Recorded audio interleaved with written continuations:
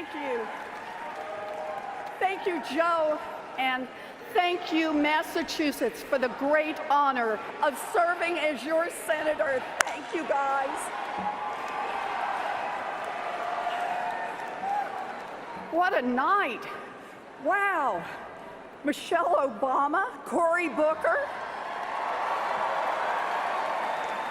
and we still have Bernie coming up. Bernie reminds us what Democrats fight for every day. Thank you, Bernie. Thank you.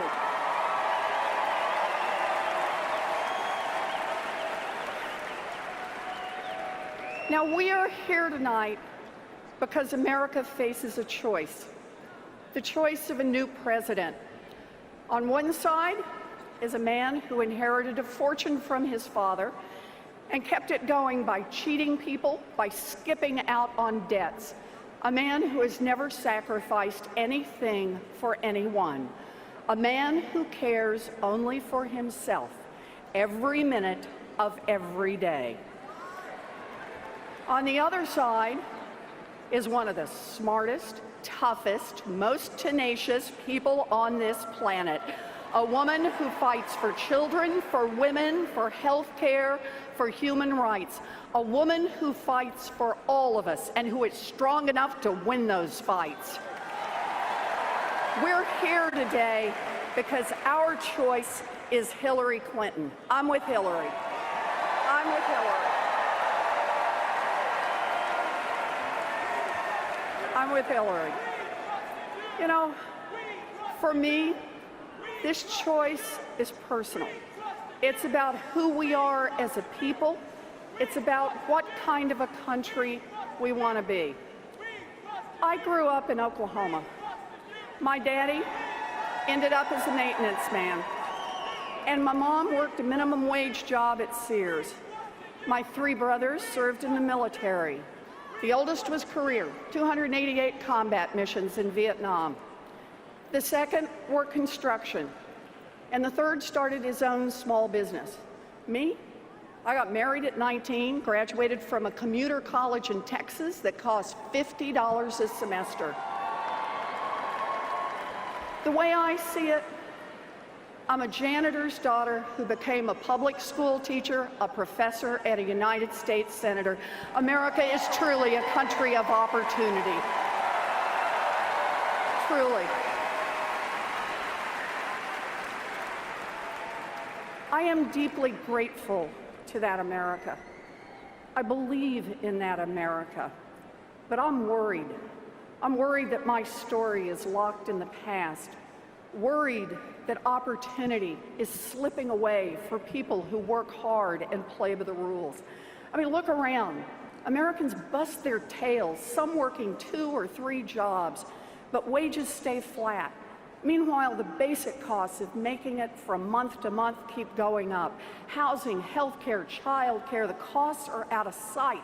Young people are getting crushed by student loans. Working people are in debt.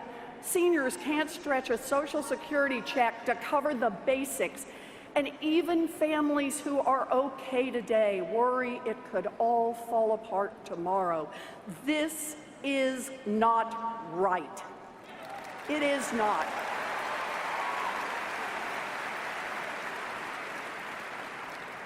And here's the thing. America isn't going broke. The stock market is breaking records. Corporate profits are at all-time highs. CEOs make tens of millions of dollars. There's lots of wealth in America, but it isn't trickling down to hardworking families like yours. Does anyone here have a problem with that? Yeah, well, I do too. People get it. The system is rigged. You know, it's true. Now, so-called experts claim America is in trouble because both political parties in Washington refuse to compromise. Gridlock. That is just flat wrong. Washington works great for those at the top. When giant companies wanted more tax loopholes, Washington got it done. When huge energy companies wanted to tear up our environment, Washington got it done. When enormous Wall Street banks wanted new regulatory loopholes, Washington got it done. No gridlock there. But try to do something, anything for working people, and you'll have a fight on your hands. Democrats have taken on those fights. That's what we do.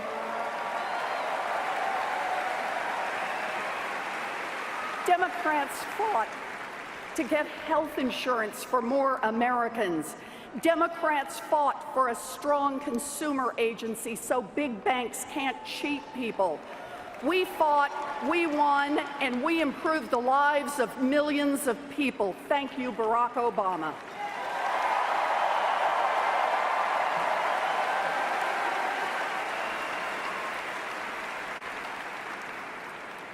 Yes, we won, but Republicans and lobbyists battled us every step of the way.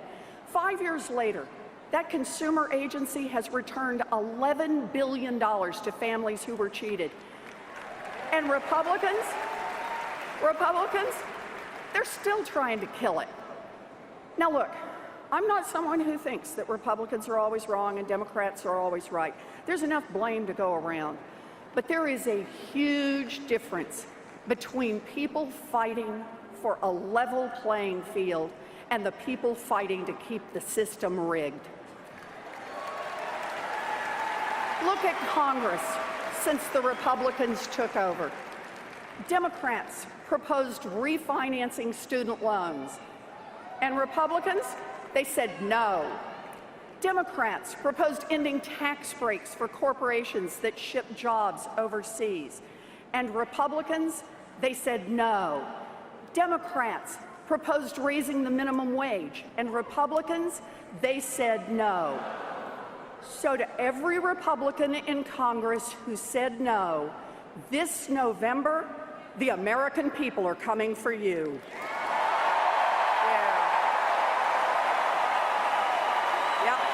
Yes. That's right.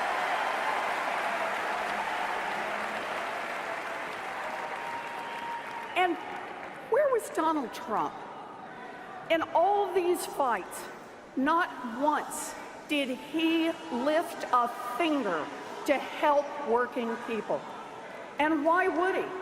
His whole life has been about taking advantage of that rigged system. Time after time, he preyed on working people, people in debt, people who had fallen on hard times. He's conned them, he's defrauded them, and he's ripped them off. Look at his history. Donald Trump said he was excited for the 2008 housing crash that devastated millions of American families because he thought it would help him scoop up more real estate on the cheap. Donald Trump set up a fake university to make money by cheating people and taking their life savings. Donald Trump goes on and on and on about being a successful businessman, but he filed business bankruptcy 6 times, always to protect his own money and stick the investors and contractors with the bill. Donald Trump hired plumbers and painters and construction workers to do hard labor for his businesses. Then he told them to take only a fraction of what he owed or fight his lawyers in court for years. So, what kind of a man acts like this? What kind of a man roots for an economic crash that cost millions of people their jobs, their homes, their life savings? What kind of a man cheats students, cheats investors, cheats workers? Well, I'll tell you what kind of a man. A man who must never be President of the United States.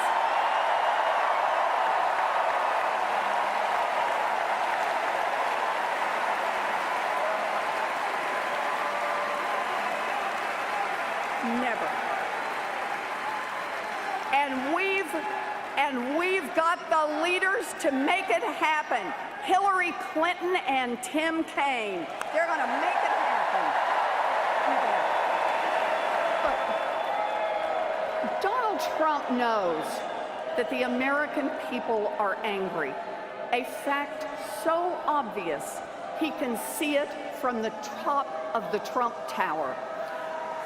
So now he's insisting that he, and he alone, can fix the rigged system. Last week, Donald Trump spoke for more than an hour on the biggest stage he's ever had. But other than talking about building a stupid wall, which will never get built,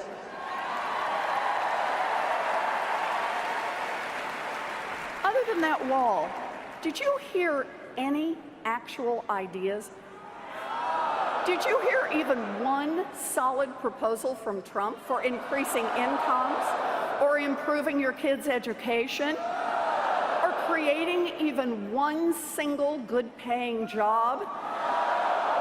Look, let's face it, Donald Trump has no real plans for jobs or for college kids or for seniors, no plans to make anything great for anyone except rich guys like Donald Trump. Just look at his ideas. Donald Trump wants to get rid of the federal minimum wage.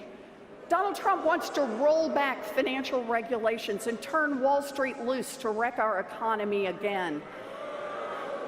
And Donald Trump has a tax plan to give multimillionaires and billionaires like himself an average tax cut of $1.3 million a year. You know, you're struggling to put your kids through college, and Donald Trump thinks he needs a $1 million tax break? Trump's entire campaign is just one more late-night Trump infomercial. Hand over your money, your jobs, your children's future, and the great Trump hot air machine will reveal all the answers.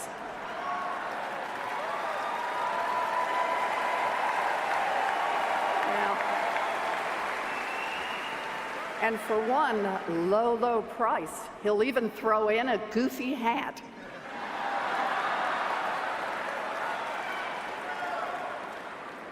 And here's the really ugly underside to his pitch.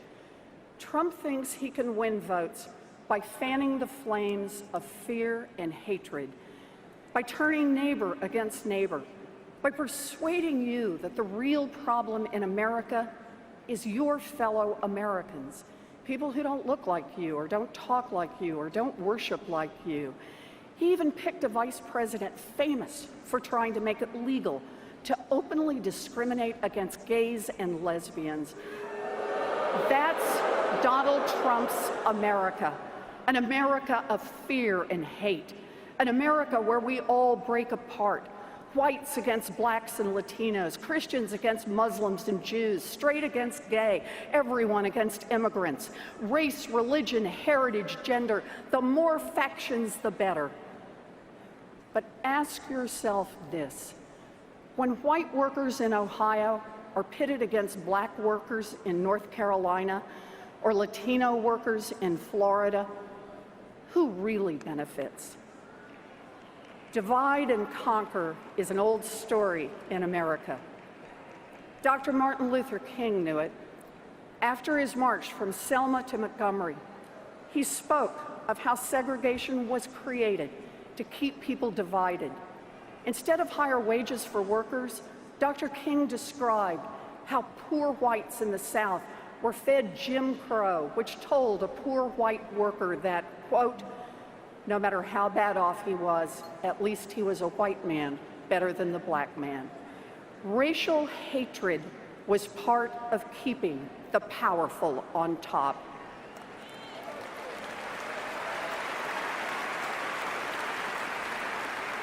When we turn on each other, bankers can run our economy for Wall Street, oil companies can fight off clean energy, and giant corporations can ship the last good jobs overseas. When we turn on each other, rich guys like Trump can push through more tax breaks for themselves, And then we'll never have enough money to support our schools or rebuild our highways or invest in our kids' future. When we turn on each other, we can't unite to fight back against a rigged system. Well, I've got news for Donald Trump.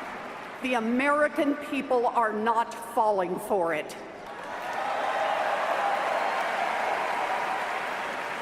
We've seen this ugliness before, and we are not going to be Donald Trump's hate-filled America. Not now, not ever.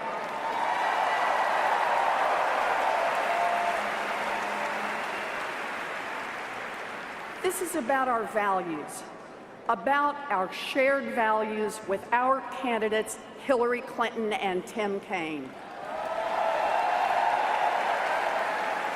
Let's talk about those values.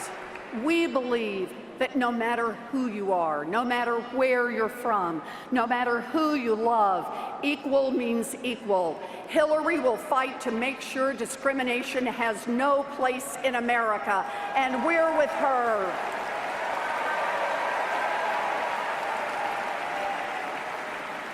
We believe that no one who works full-time should live in poverty. Hillary will fight for raising the minimum wage, fair scheduling, paid family and medical leave, and we're with her.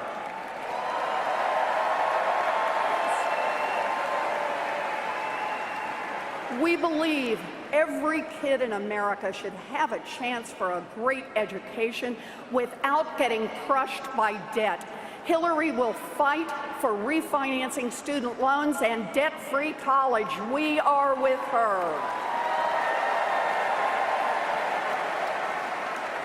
And we believe that after a lifetime of hard work, seniors should be able to retire with dignity. Hillary will fight to expand Social Security, strengthen Medicare, and protect our retirement accounts. And we're with her.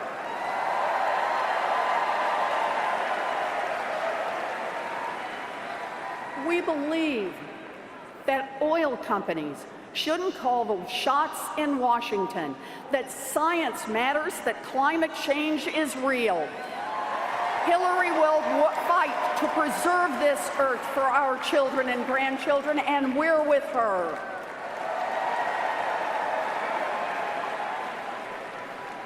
We believe, and I can't believe I have to say this in 2016, in equal pay for equal work and a woman's right to control over her own body. Hillary will fight for women, and we're with her.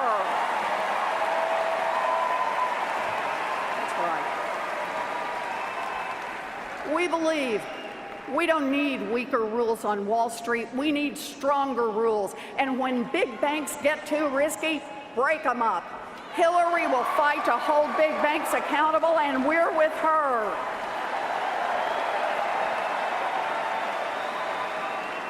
And we believe that the United States should never sign trade deals that help giant corporations but leave workers in the dirt. Hillary will fight for American workers, and we're with her.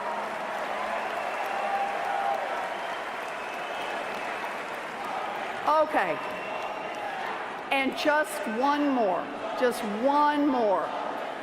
We believe we must get big money out of politics and root out corruption. Hillary will fight to overturn Citizens United and return this government to the people.